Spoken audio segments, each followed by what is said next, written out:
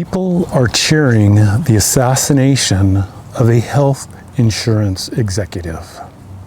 And I'm sad, shocked, and a little scared. Hello, I am Kevin Canals with InsureMeKevin.com, an independent health insurance agent in California. And when the news broke that Brian Thompson, CEO of UnitedHealthcare, had been shot, assassinated on the streets of New York, I kind of looked at some social media and I was, as they say, gobsmacked at the number of comments cheering the man's death. I truly didn't understand how these people on social media that I had been following, that I thought were good, decent, kind of progressive folks, would support vigilantism just because they didn't like someone who made a lot of money and worked for the insurance industry. Now, I don't make a lot of money, nowhere near as much as Mr. Thompson, but I work in the insurance industry, and I just kind of thought, well, what do people think about me? Would they cheer if I was shot in the street by some disgruntled client or something? I just didn't understand what the reaction was. Now, we do know that Mr. Thompson was highly compensated, as many CEOs for health insurance companies are. And many people hate health insurance companies. I raise my hand that I am very frustrated with them at times. And there also seems to be an element that UnitedHealthcare had been in the news for excessive denials, a higher rate, average rate of denials than other companies. And it looks like they had deployed artificial intelligence to make some of those decisions. And it looks like it failed in terms of the number of denials. Now, we don't know how this all factored into the shooter's perspective and why he targeted the man. But there was a lot of anger expressed at UnitedHealthcare and the insurance industry in general for the denial of healthcare services or denial of claims, denial of prior authorization for different treatments. And that really rankled a lot of people, but I still don't understand how that justifies vigilantism, how that justifies taking retribution into your own hands. I mean, it's tough to sue the health insurance companies, but there are ways to appeal things. So I was just really shocked at how much hatred there is and was because someone made a lot of money and was associated with a company that maybe the denial of care killed one of their family members.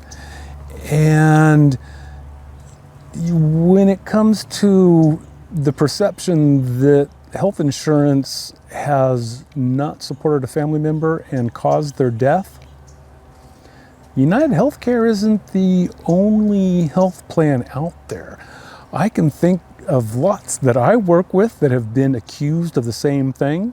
They have actually been fined by the state of California for denying care, delaying care, denying prior authorizations. They have been fined by the Department of Managed Healthcare for those very practices. I am not a big believer that health care should have a profit motive to it. I think when it comes to insurance, they should probably all be nonprofit. Take that profit motive out so errors, potentially like the artificial intelligence, are not shaded with, they put that in to increase the denials, to increase the profits for their shareholders. So just take the profit motive out. I'm also a believer that healthcare is a right, should be in the Constitution and equivalent to free speech rights or any of the other amendments in the Constitution. But that said, I am a health insurance agent. I am appointed with UnitedHealthcare and about 10 other different insurance carriers, and I help people enroll into their plans. Many are very happy. I have clients who health insurance, kind of saved their life in terms of getting them into the right facilities, covering those costs. I've had many clients that have hit their maximum out-of-pocket amounts early in the year, January, February, and for the rest of the year, the health plan paid everything 100% for their health care. They're just, including skilled nursing, there just wasn't any question. It worked wonderfully. We don't hear those stories. We don't hear some of the success stories. Now, yes, it is and was money out of those people's pockets, and you can argue whether people should have to pay anything for health care and insurance. But that's a different topic. But